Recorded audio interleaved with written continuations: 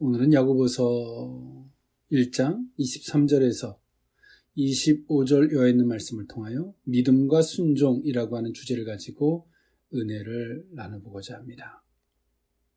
네, 기독교에 있어서 필요한 요소가 있죠. 그것은 하나님을 볼 수 있는 눈입니다. 아담과 하와가 타락하고 난 이후에 인간에게 절실히 요구되어지는 하나님을 만나기 위해서, 하나님을 볼 수 있기 위해서 필요한 요구 조건이 있었습니다. 그것은 다름이 아니라 믿음이라는 요소죠. 우리는 믿음이 없다면 주를 볼 수가 없습니다. 믿음이라는 것은 단순하게 내가 그냥 믿어라고 하는 단순 명료한 것보다는 믿음 안에는 많은 것들이 포함되어 있죠. 그분을 받아들이다, 순응하다라는 다양한 것들이 포함되어져 있습니다. 오늘 하나님은 우리의 신앙생활에 그 세세하게 모든 것들을 간섭하길 원하시고, 그 성도들은 그 삶의 현장에서, 삶에서 세세히 간섭하시는 그 하나님을 통하여 그 은혜와 그 믿음과 또 하나님이 우리와 함께 하심에 그 은총을 누리기를 하나님은 원하시는 줄 믿습니다. 네, 오늘 이 야고보서 스데반 집사님의 순교 이후에 기독교 박해가 시작되기 직전인 AD 62년경에 예루살렘에서 야고보는 오늘 이 본서를 기록했습니다.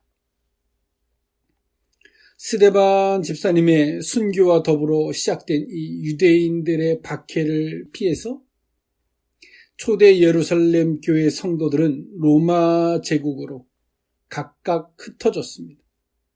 때문에 이 사도들과의 믿음과 사랑의 교제가 단절되어졌고요.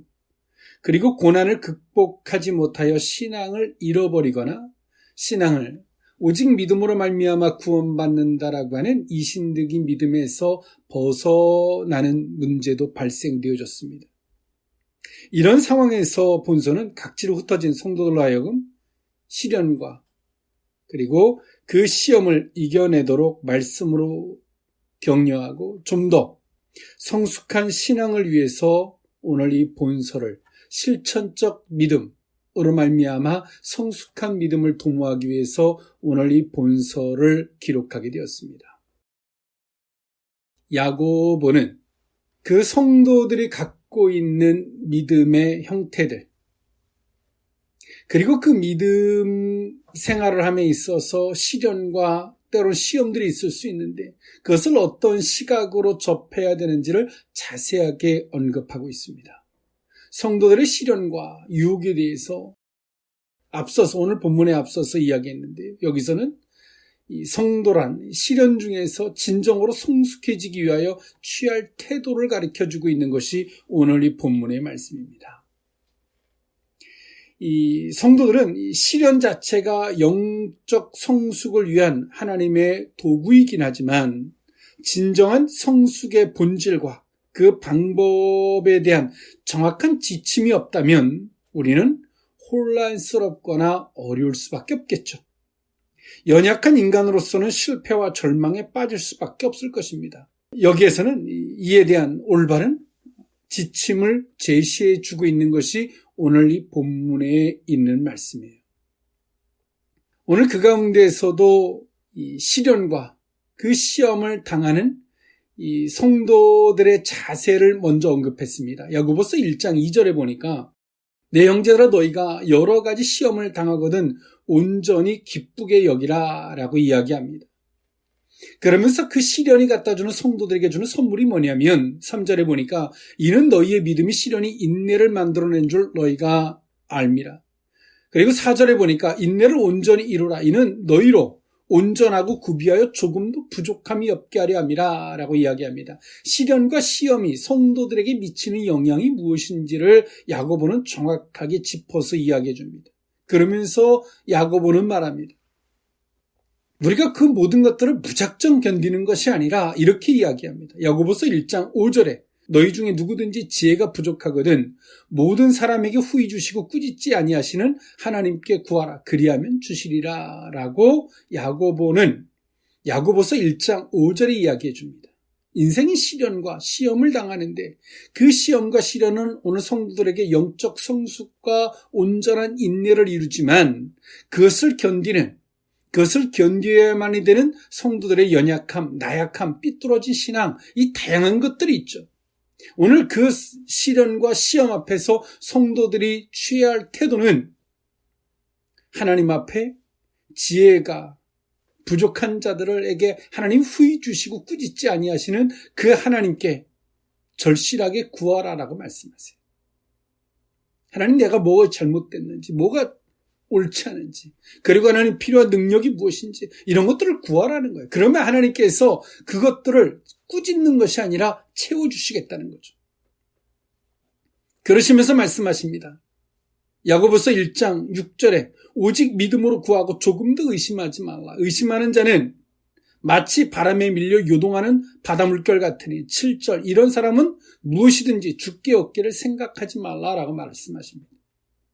그래서 야고보는 말하죠.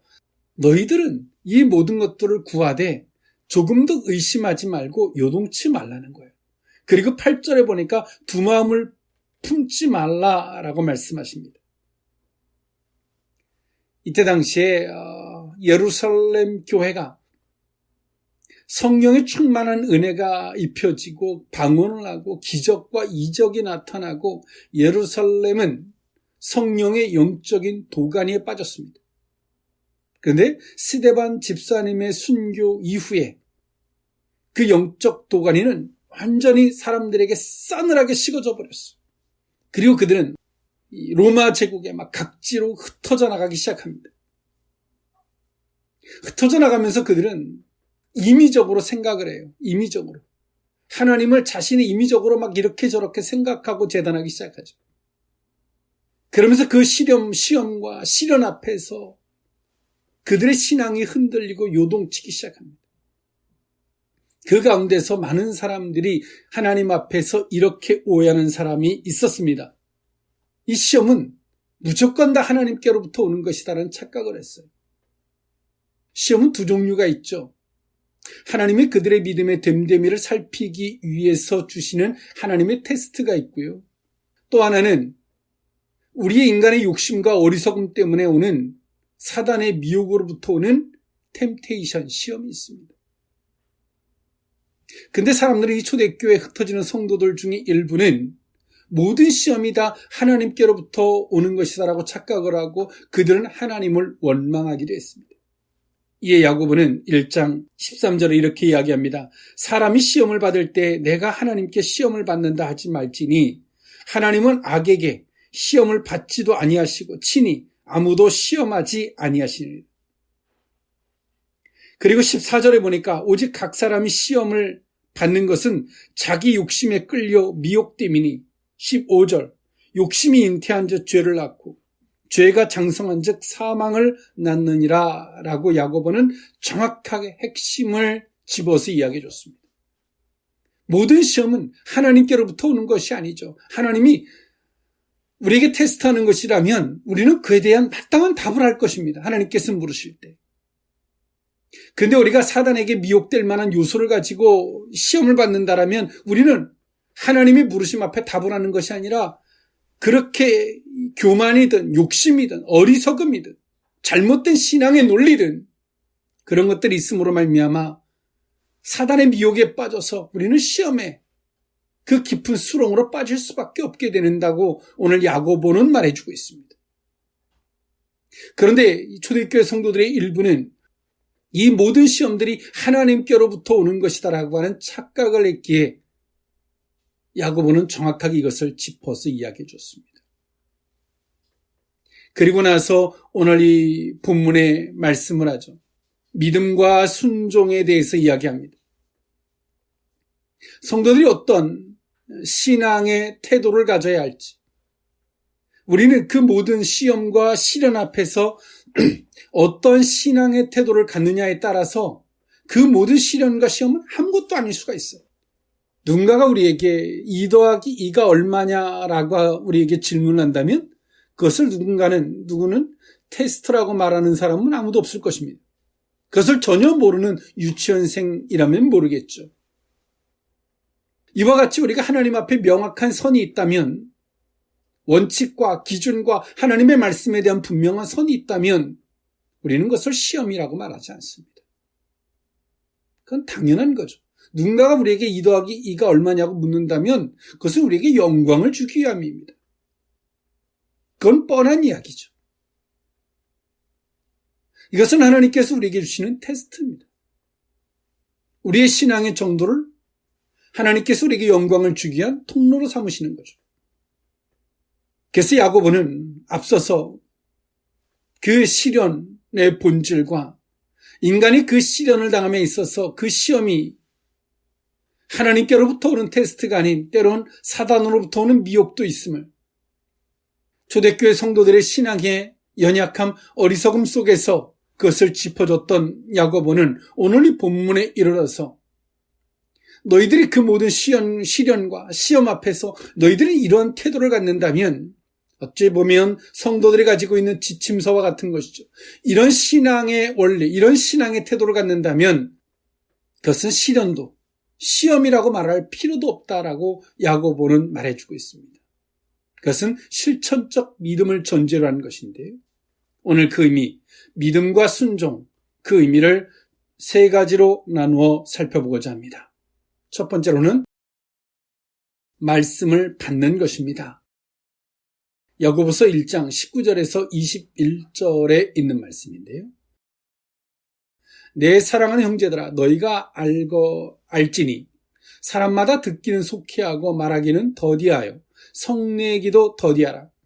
사람이 성내는 것이 하나님의 의를 이루지 못함이라. 그러므로 모든 더러운 것과 넘치는 악을 내버리고 너희 영혼을 능히 구원할 바 마음에 심어진 말씀을 온유함으로 받으라. 아멘. 네, 오늘 야고보는 그 시험과 시련을 이겨내는 태도, 오늘 이 말씀의 수신자들은 일단은 로마 제국의 스데반 집사님의 순교 이후에 유대인들의 극렬한 박해가 일어나기 바로 직전의 일이었거든요. 그리고 스데반 집사님의 순교 이후에 이들은 로마 제국으로 뿔뿔이 흩어졌고 오늘 이 말씀을 받는 수신자입니다. 오늘 그들에게 야고보는 말합니다. 오늘 이들에게 있어서 당면한 가장 큰 문제는 사도들과의 이 영적 단절, 교제의 단절이었고요. 그리고 말씀에 대한 공급에 대한 차단이었죠. 그런데 오늘 이들에게 있어서 필요했던 요소들이 있지만 오늘 이들은 이런 태도를 갖는다면 오늘 이들은 흔들림 없이 이들이 비록 로마 제국의 어느 자리에 있고 비록 사도들과의 이 영적으로 교제에 대한 차단이 있다 할지라도 능히 이것을 이기고도 부족함이 없다라고 오늘 야고보는 말해주고 있는데 그것이 뭐냐면 말씀을 온전히 받는 것이다라고 말하죠. 오늘 야고보는 그것을 외적으로 바깥에서부터 새롭게 주어지는, 왜냐하면 이 사도들과 일단은 육신적인 교제가 차단되어져 있었기 때문에 외부로부터 오늘 이 말씀을 받는 것이 차단되어 있죠. 그래서 오늘 야고보는 말해요. 그러므로 모든 더러운 것과 21절에 넘치는 악을 버리고 너희 영혼을 능히 구원할 바 마음에 심어진, 이미 너희들이 들었던 그 말씀을, 마음에 심어진 말씀을 온유함으로 받으라. 이미 너희의 마음에 이미 이전에 사도들과의 교제 가운데 말씀을 들었던 그 말씀이 오늘 그들 속에 있는 거죠. 그들 속에 있는 말씀이 너희들에게 어떠한 감동이 됐던 깨달음이 됐던 뭔가가 있을 텐데 그 말씀이 우리에게 성도들에게 흩어졌던 그 성도들에게 뭔가의 말씀이 있을 텐데 그것을 온유함으로 겸손하게 받으라는 거예요. 우리의 마음에는 때론 2가지가 춤을 출 수가 있어요. 막 인간적인 흩어진 상태 속에서 내가 막 하나님을 임의적으로 막 생각하고 요동치고 막 이런 생각들이 춤을 출 수가 있고 또 하나는 들었던 말씀이 우리 속에 같이 공존할 수 있죠. 오늘 그것을 야고보는 말해요. 너희 속에 더러운 것과 넘치는 악과 너희들이 이미 들었던 마음에 심어진 말씀이 2가지가 있다는 거예요. 그러나 그 더러운 것들을 버리고 이미 너희가 들었던 마음에 심어진 말씀을 겸손하게 그 말씀을 따라가라는 거예요. 우리는 말씀을 듣는 두 가지 형태가 있을 수 있습니다. 첫 번째로는 외적인 것이죠. 외적인. 이미 내가 기존에 듣지 않았던 말씀을 뭔가 누군가의 교제를 통해서 우리가 기도를 통해서 하나님께서 우리에게 뭔가를 새롭게 말씀해 주시는 이 말씀이 있을 수 있고요. 또 하나의 말씀은 이미 우리가 기존에 들었던 말씀이 있어요. 그 말씀이 우리 속에 어떤 격동케 하시거나 뭔가 우리에게 찔림을 주거나 마음에 감동을 주거나 그 말씀이 두 가지 형태가 있을 수 있어요. 그런데 오늘 우리는 이 첫 번째 것에만 계속 의존하면 오늘 문제가 심각해지죠. 첫 번째, 외적으로부터만 계속 뭔가를 듣고자만 하면 이미 우리 속에 들었던 말씀이 심겨진 그 씨앗의 말씀이 장성하게 커갈 수가 없습니다. 우리가 기존에 들었던 말씀이 우리에게 씨앗처럼 처음엔 작은 말씀인데 그 말씀이 우리 속에서 내게 말씀을 해주는 거죠. 그 말씀이 우리에게 말씀하죠. 그 씨앗이 작은 새싹이 되고 또 커가면서 거목이 되고 그 말씀이 우리 속에 부정한 것들을 물리치고 그 말씀을 선택하면서 그 말씀이 자라가는 거예요. 큰 거목이 되는 거죠. 우리 속에 들었던 말씀이 큰 거목이 될 때 우리 속에 그 야고보가 말하는 것처럼 그 부정하고 더러운 것들이 그런 생각이 우리 속에 더 이상 어떤 것들을 우리에게 영향을 미칠 수가 없는 거예요. 그러나 이 시대를 살아가는 많은 크리스천들이 이 신비주의나 때로는 샤머니즘적인 신앙의 논리에 빠져서 외적인 것에만 계속 귀를 기울이지 내적으로 이미 들었던 말씀을 이 싹을 틔워가고 거목으로 자라가고 그래서 열매 맺는 자리까지 가지 않는다는 사실입니다. 이미 기존에 우리가 들었던 말씀이 우리 속에 이미 씨앗으로 박혀서 그 말씀이 우리에게 요구함을 따라 우리가 그렇게 가야 되는데 그 말씀은 우리가 거절해요. 그 말씀을 들으려고 하잖아요. 그리고 끊임없이 외적으로 뭔가 하나님 주의 뜻이 뭡니까? 주여 말씀해 주시옵소서. 계속 외적인 것에만 호소를 하는 거예요. 그러니까 우리 속에 이 내적으로 심어졌던 그 씨앗의 말씀이 커갈 수가 없는 거예요. 이런 문제는 오늘 야고보가 짚어주는 것처럼 어떠한 문제가 초래되어지냐면 우리 속에 거짓되고 잘못된 더러운 것들의 역사는 때로는 큰 나무처럼 되어 있고 하나님께서 우리에게 주셨던 말씀은 작은 씨앗처럼 미랄처럼 하나의 미랄로만 계속 존재하고 있는 거예요. 언제까지 계속 이 외적인 요소에만 매달리겠습니까? 이 시대가 가지고 있는 크리스찬들의 어리석음이죠. 뭔가가 이들은 거룩하고 신령하고 하나님을 사모하는 것처럼 보이지만 이들은 진정한 신앙의 허구고 그 속에 신앙이 영적으로 죽어있는 상태, 교만하고 악한 자들에 불과하죠.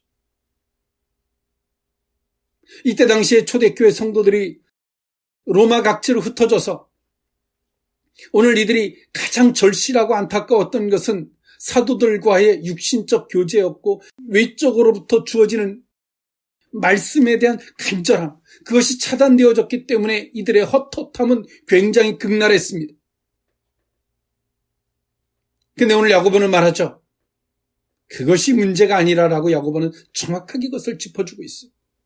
이미 너희들에게 심적으로 이미 너희들 속에 심겨져 있는 그 말씀이 너희들에게 요구하는 바가 있는데 그 요구함을 따라 너희들이 순종하고 나아가야 되는데 그 말씀이 우리에게 심겨졌던 말씀이 우리에게 요구하는 게 있어요. 그러면 그 심겨졌던 말씀이 우리에게 요구함을 따라 우리가 순종하고 갈 때 그 작은 씨앗이 새싹이 되고 또 순종하고 갈 때 나무가 되고 거목이 되고 잎사귀를 만들고 열매를 맺는 자리까지 가는 거예요.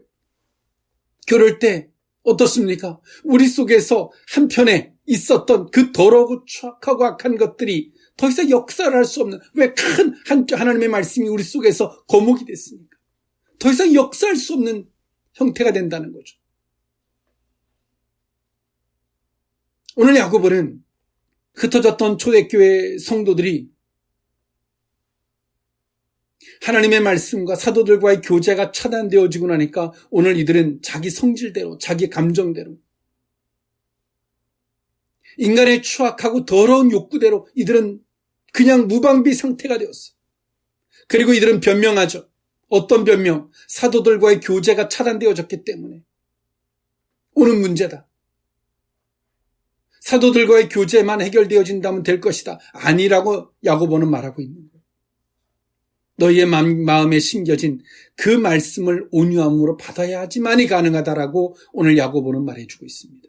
사랑하는 성도 여러분, 이 시대를 살아가는 많은 크리스천 여러분 속에 정말 들었던 하나님의 말씀이 작은 씨앗으로만 머물러 있다면 우리는 과연 우리가 무엇에 치중하고 있는지 우리는 한 번쯤 돌아볼 필요가 있다는 사실을 기억하는 저와 여러분일 수 있기를 원합니다.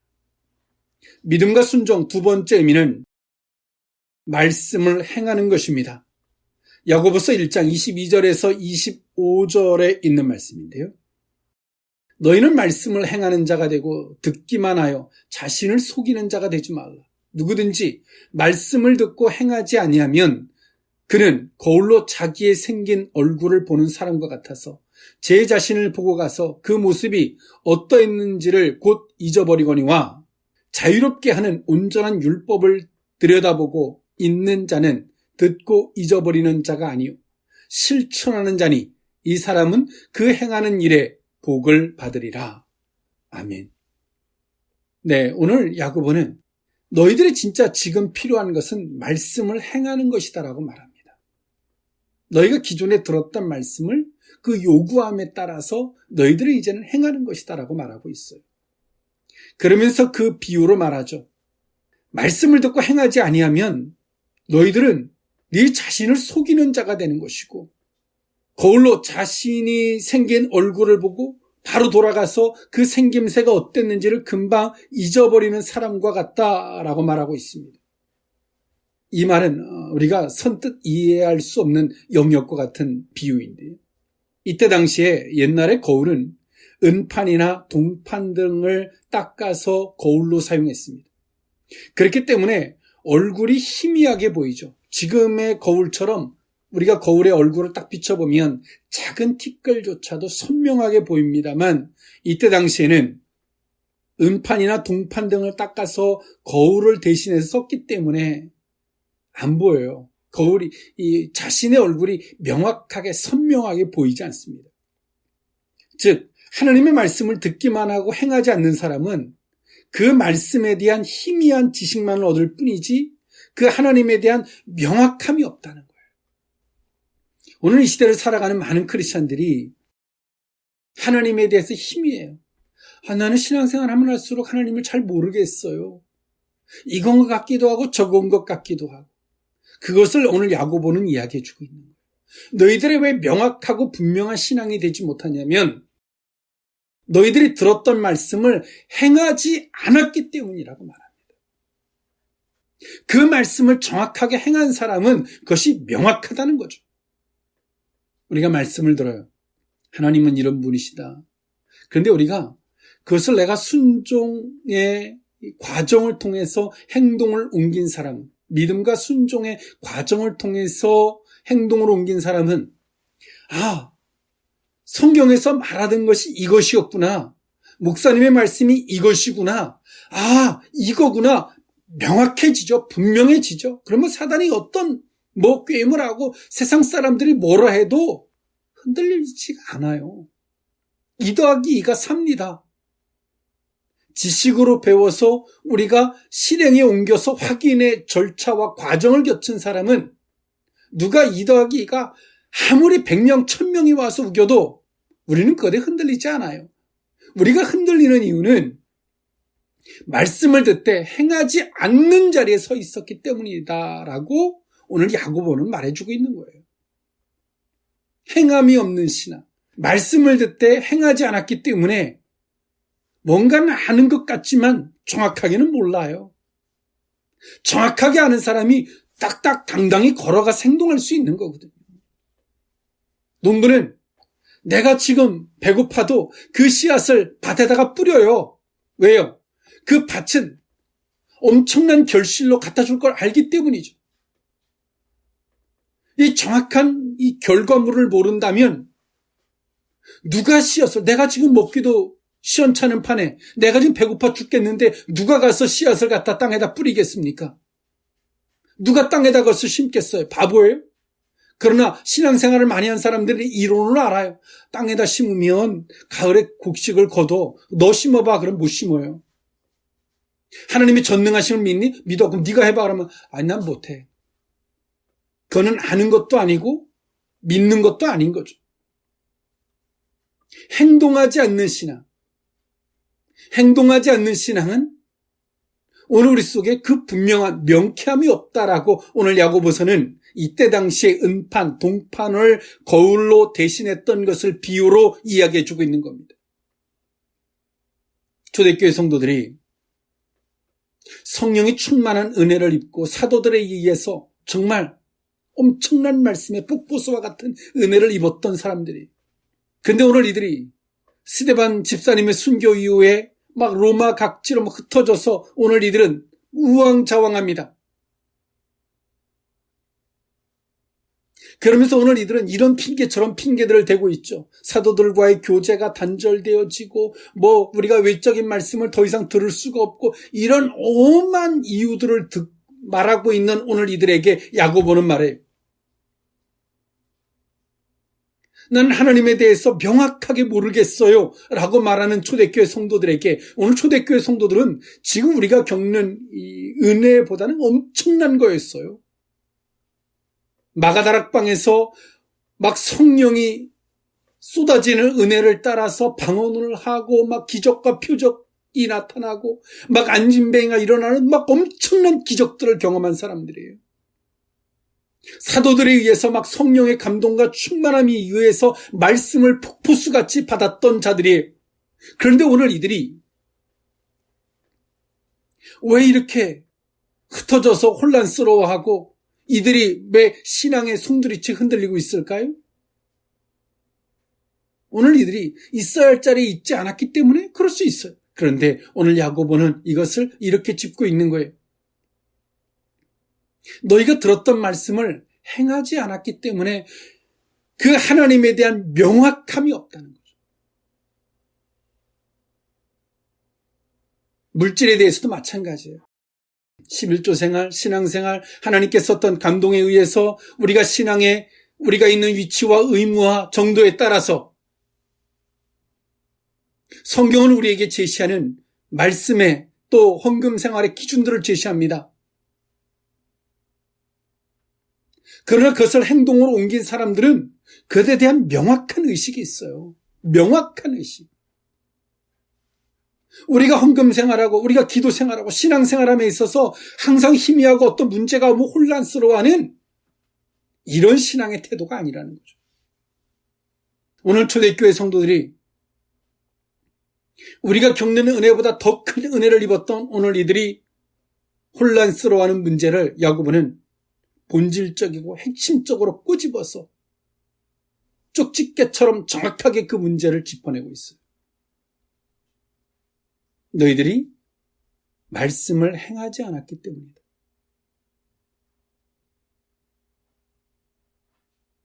우리가 한글을 배워요. 그 배운 거를 가지고 책을 읽어보세요. 이론으로 들었어요. 그것을 행동으로 옮겨보세요. 그러면 들었던 것이 이것이었구나. 이거를 말하려고 했던 것이구나. 이거구나. 라는 딱 선이 생기죠. 그러나 오늘 우리 속에는 너무나 이론만 난무합니다. 우리 속에 명확한 것이 없는 거죠. 동판이나 은판에 거울로 보는 것과 같은 그런 신앙생활을 하고 있다라고 오늘 야고보가 이야기하는 것처럼 지금 우리는 그러하고 있는 겁니다. 하나님에 대한 명확함이 있으십니까?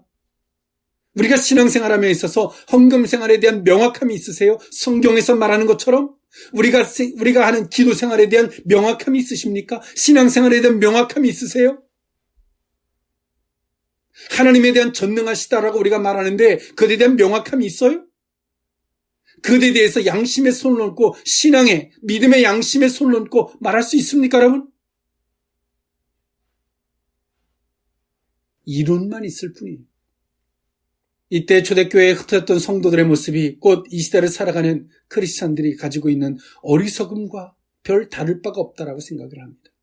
저를 포함해서 말이죠. 우리는 그 말씀을 실천으로 옮기는, 말씀을 행하는 자리에 서는 저와 여러분일 수 있기를 원합니다. 믿음과 순종, 마지막 세 번째 미는 말씀을 베푸는 것입니다. 야고보서 1장 26절에서 27절에 있는 말씀인데요. 누구든지 스스로 경건하다 생각하여 자기 혀를 제갈 물리지 아니하고 자기 마음을 속이면 이 사람의 경건은 헛것이라. 하나님 아버지 앞에서 정결하고 더러움이 없는 경건은 곧 과와 과부를 그 환난 중에 돌보고 또 자기를 지켜 새 속에 물들지 아니하는 그것입니다. 아멘. 오늘 야고보는 믿음과 순종의 신앙의 원리와 태도로서의 마지막 세 번째 그 제시를 이렇게 제시합니다. 말씀을 자신을 향해서만 있는 것이 아니라 이제는 그 말씀을 누군가를 위해서 베푸는 것이다. 앞서 말씀을 행하는 것은 일단은 자신의 내적이고 외적인 것들에 자신에게 국한되어진 주관적인 자신의 영역을 이야기했다면 이제 오늘 우리는 우리가 들었던 그 말씀을 외적인 요소로서 누군가에게, 타인에게 그 말씀을 실천적 행동으로 베푸는 것이다 라고 말합니다. 그러면서 야고보는 말하죠. 진정한 말씀을 이런 식의 형태로 말합니다. 진정한 말씀을 경건이라는 표현으로 대신했습니다. 너희가 경건하다 생각하면서 자기 혀에 재갈을 물리지 않으면 너희가 신앙에 올바른 말씀의 신앙을 갖고 있다라고 말하면서 너희들이 할 말, 안 할 말 막 한다면 너희들은 진정한 말씀에 서 있는 것이 아니라는 거죠. 그리고 너희들이 진정한 말씀의 사람이라면, 경건한 신앙이라면 이젠 너희들은 너라는 한 사람의 신앙에 머물러 있지 말고 누군가에게 그 말씀을 베풀라는 겁니다. 그 말씀에 대한 외적인, 이제 주관적인 것에 머물러 있었던 우리의 신앙이 이 객관적으로 누군가를 포함한 객관적으로 그 신앙을 베풀라는 것을 이야기해 주고 있습니다. 우리의 신앙생활은 먼저는 자신의 내적인 신앙에서부터의 이 정립이 있어야죠. 그 내적으로 자신을 이기는 신앙이 있어야 합니다. 이것이 없고서는 하나님이 그들을 외적으로 절대 쓰지 않습니다. 왜냐하면 외적으로 쓰다 보면 그 외적인 것 때문에 이 사람이 내적으로 더 병들어서 죽을 수밖에 없기 때문이죠. 그의 길을 열지 않습니다. 내적인 신앙에 대한 정립, 그리고 내적인 신앙의 승리, 그것이 있고 나면 그 다음에 오늘 하나님이 그들에게 요구하는 게 있어요. 그것이 뭐냐면 그 다음에는 우리의 신앙이 외적 신앙으로서 누군가의 신앙을 돌아볼 수 있는 여유, 이제 맨날 내 안에서 주어 파듯 하나님을 찾는 것이 아니라 그 누군가에게, 그들에게 있는, 내 주변 사람들에게 있는 하나님을 발견할 수 있는 눈을 하나님이 허락해 주십니다. 그렇게 이제는 그들에게 베푸는 그 말씀을, 그들에게 있는 하나님을 발견하고 그들이 하나님이 그들에게 무엇을 요구하는지 베푸는 신앙으로 성장해 가게 하신다는 것을 오늘 야고보는 말해주고 있는 겁니다. 성경의 모든 인물들이 이 원리를 따랐습니다. 이 내적 신앙을 끝내지 않으면 하나님 외적으로 쓰지 않았어요. 예수님도 마찬가지였어요. 예수님도 그 내적으로 돌덩이가 떡덩이가 되게 하고 성전 꼭대기에서 뛰어내리고 하나님의 사랑을 의심하지 말고 하나님을 경외하는 이 신앙과 자신의 신앙의 내면과 의식에 대한 하나님의 물으심이었어요. 거기에 대한 답을 끝내고 나서 그 이후에 이에 마귀는 떠나가고 천사가 수종드는 역사가 있었어요. 아브라함, 모세 다 똑같아요. 어느 인물들 이 내적인 신앙에 대한 승리가 없고 쓴 자들이 없어요. 이렇게 하고 쓰지 않은 사람들은 나중에 다 버림받습니다. 대표적인 사람이 이스라엘의 초대 왕이었던 사울이죠. 자신에 대한 내적인 신앙에 대한 정립과 승리가 없고 나서 사울을 썼지만 그 사울은 올바른 신앙에 대한 정립이 그 의식이 없고 나서 그는 하나님 앞에 버림받을 수밖에 없었습니다. 초대교회에 흩어졌던 성도들이 하나님께로부터 시험이 온다라고 착각했던 오늘 이들. 하나님은 감히 누구도 시험하지 않으신다. 누가 2 더하기 1을 물어본다면 우리에게 영광을 주기 위함이죠. 당연한 것이기 때문에 그렇습니다. 그러나 우리가 2 더하기 2가 몰라요. 그러나 그 2 더하기 1을 묻는다면 그건 둘 중에 하나일 겁니다. 그 2 더하기가 얼마인지를 가르쳐주기 위함인 것과 아닌거나 아니면 그를 시험을 해서 수치와 욕을 주기 위한 둘 중에 하나일 것입니다. 오늘 야고보는 말하죠. 하나님 누구도 시험하지 않으신다라. 인간이 시험받는 것은 욕심에 이끌려 시험받는 것이다라고 말하죠. 그러면서 말합니다. 하나님이 자신을 감히 시험한다라고 말하지 말라라고 이야기해 주고 있습니다. 오늘 우리에게 있어서 믿음과 순종, 우리의 신앙생활에 있어서 우리를 부르시고 택하신 하나님 앞에서 그 믿음과 순종이라고 하는 이 2가지의 다리가 없다면, 이 선이 어느 한쪽이라도 무너져 있다면 우리의 순종은 가짜이고요. 우리가 믿음이 무너져 있다면 절대로 순종할 수 없습니다. 그리고 우리가 순종치 않는다면 그것은 믿음이 가짜인 것입니다. 성경은 우리에게 그것을 명확하게 이야기해 주고 있죠. 오늘 초대교회 성도들이 필요했던 것, 그들이 문제라고 여겼던 것, 해결책이라고 여겼던 것은 결코 문제가 아니었습니다. 오늘 그들에게 있어서 필요한 요건, 이미 들었던 말씀, 심겨졌던 말씀을 겸손함, 온유함으로 받는 것, 그리고 그 말씀의 요구를 따라 그 말씀을 순종하는 것, 말씀을 행동으로 옮기는 것, 이제는 그것을 넘었다면 이제는 자신의 신앙, 내 속에서만 하나님을 찾는 것이 아니라 누군가에게 역사하신, 내 주변 사람들에게 역사하는 그 하나님의 말씀을 실천적인 행동을 통해서 베푸는 것이다라고 오늘 야고보는 정리해 주고 있습니다.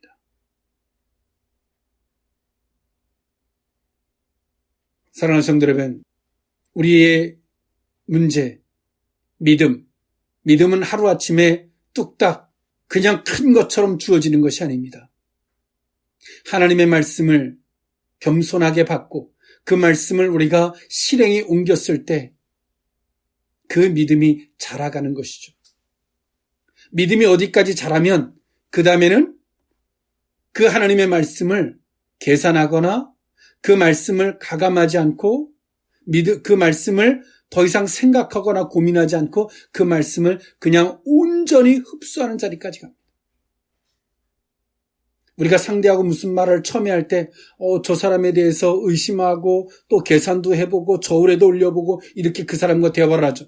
그러나 그 사람을 신뢰한다고 하는 자리까지 가게 되면 어떻게 바뀝니까? 그 사람을 더 이상 계산하지 않아요. 그 사람이 말하는 것을 온전히 흡수하는 자리까지 가죠.